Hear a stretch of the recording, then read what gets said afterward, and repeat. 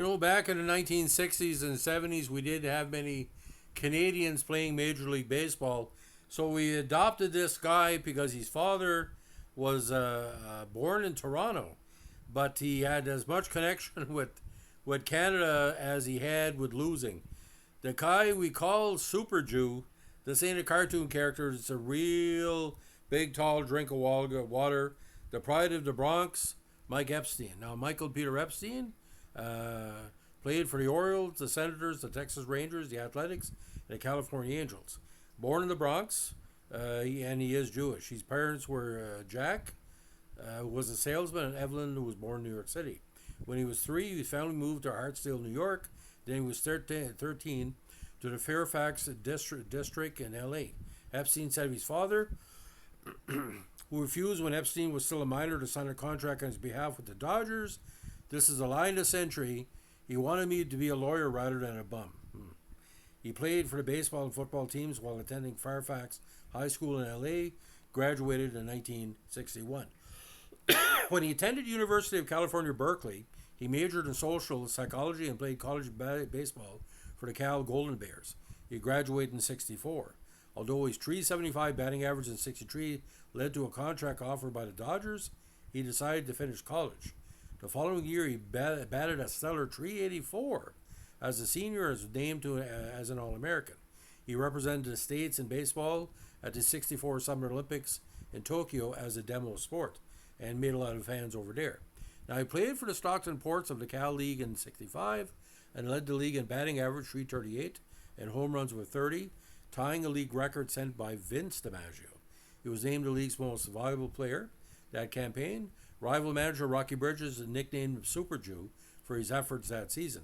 Don't know if that nickname would go in 2024, but why not? It's not a disparaging team. If you're going to have a Jew on your team, you might as well have a Superman version of our faith.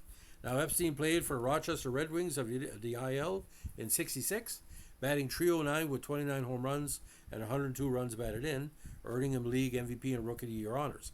So this is his second MVP in almost the same amount of years. He was named an All-Star and received a Sporting News Minor League Player of the Year award and Topps Minor League Player of the Year award. Now, first brought up for 6 games by the Orioles in 66 at the age of 23. After the Orioles tried in vain to convert him to the outfield, they already had Boog Powell at first. They demoted him to Rochester again. The outspoken Epstein refused to report, going home to California instead. He was traded in May 67 with Frank Bert Aina to the Senators for Pete Rickert. Later that season, his first bat against the Orioles, Epstein hit a grand slam, thumbing his nose at Earl Weaver. In 68, he was fourth in the league and hit by a pitch with 9. Now, in 69 with the Senators, and only had 403 at-bats, he had 30 home runs, which was 9th in the American League, 85 RBIs, and hit .278, and a stellar .347 with runners in scoring position, with an excellent .414 on-base percentage and a .551 slugging percentage.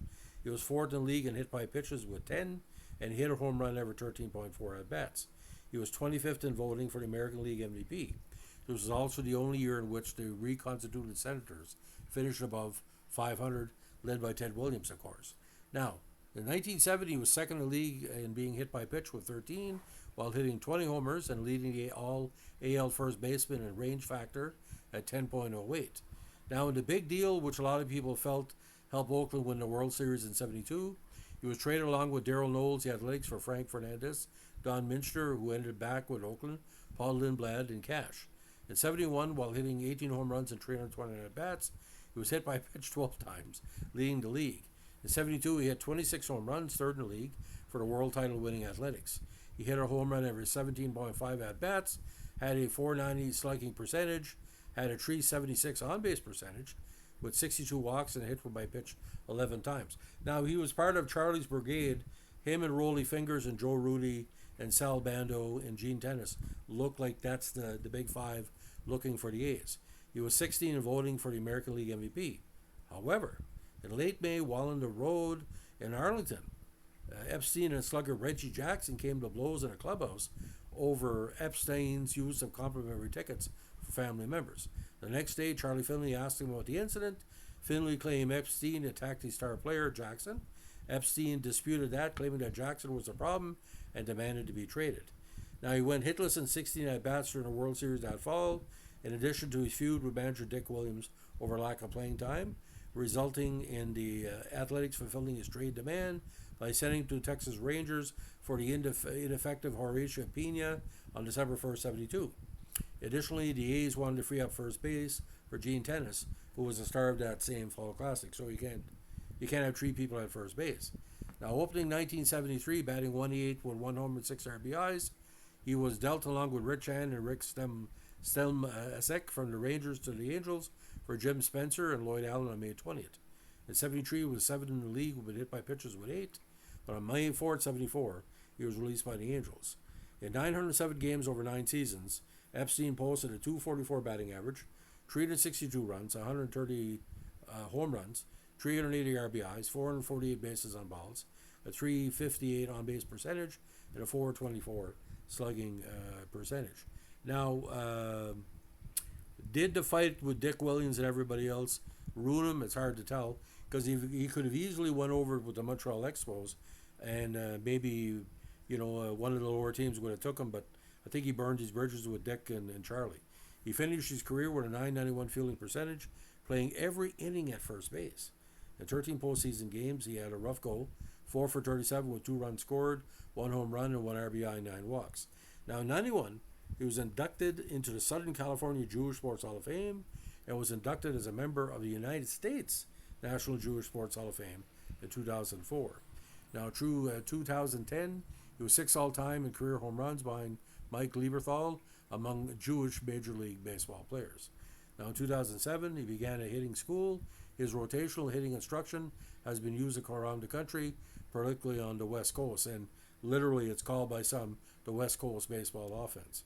Now, I watch Epstein as a young fan, very impressed. Your typical or prototypical first baseman, but I did notice his stance. It's kind of weird. So we're going to give you a little bit of take on what happened. This article is called "The Time Reggie Jackson Got His Ass Whooped in a Clubhouse by a Teammate." Now, this was on the Deadspin website, and it was an excerpt from something called "Dynastic, Bombastic, Fantastic, Reggie Rowley, Catfish, and Charlie Findrell Swinging A's" by Jerison Turbo. The book is available on Amazon. This is the story. It was late May when the A's reached Arlington Stadium, the new home of the Rangers, freshly relocated from Washington, and things were terrific. With Vida recently back, Oakland was 23-11, 2 games up in the AL West. It was the start of a 14-game road trip, and as players filtered in the clubhouse to begin to settle into their travel routines. The team's pass list sat atop a picnic table on the far side of the room, a blue sheet for players to leave tickets for family members, the better seats, and a white sheet for friends. Reggie Jackson hovered above them, eyes squinting in scrutiny, until one name in particular caught his eye. "Berman," he asked, pursuing the blue list. "Who put down for these?"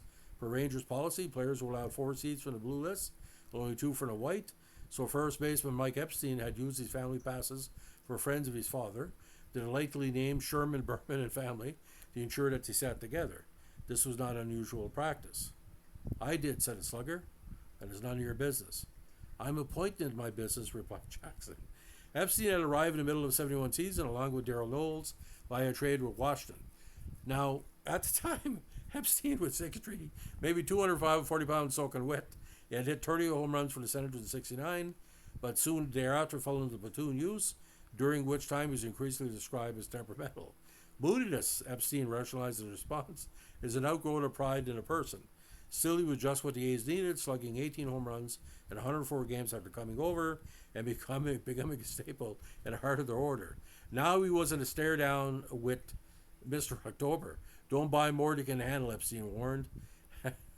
Years' worth of proximity enabled the players who came up with Jackson, Duncan, Rudy Bandu, to differentiate the confrontational, bark not bite nature from something actual affairs. For guys like Epstein who were new to the team, however, such distinctions were always so easy.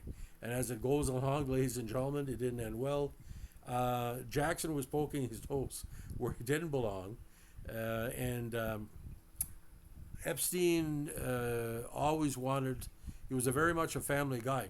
Now, I've never seen any concrete, what do you call, who was to blame for the fight. But if Reggie Jackson was anything, you pick on somebody your own size. I don't think Epstein would have backed down from anybody. And the fact is, he had a chip on his shoulder because he was basically told by his father, don't be a bum. So he took a great pride in playing baseball. So maybe his temperamentalness got him out of baseball because word gets around. If he beats up on Reggie Jackson, he's going to beat up on our star. So, but I can imagine Reggie Jackson trying to stare Mike Epstein down, and he couldn't do it with Thurman Munson in New York. So sure the hell he's not going to do it with Mike Epstein. But Epstein had bigger problems with Dick Williams because he wanted him to play all the time, and Williams was a platoon guy, and he said, well, next year Gene Tennis has given us a lot, what were we supposed to do? Didn't trade him for much. That's the problem. So one of my favorite players, again, growing up, Mike Epstein. As a late life Jew, I really respect all the Jewish athletes that I looked up to when I was a kid, and he was one of them because he had just a beautiful, beautiful baseball look, especially 72 A's. He looked like whatever you think an Oakland A player should be. The wide shoulders and the white jerseys and all that, just tremendous. I'm an Oakland A's fan for one reason: winning. I don't take up for a team that loses. Ain't a Leafs fan, ain't a Browns fan, ain't a Bengals fan. Anyway, Mike Epstein, one of my favorite athletes growing up. I'm glad I could share the story with you. And if this is the first time you heard about Super Jew, look it up. Have a good one. Bye.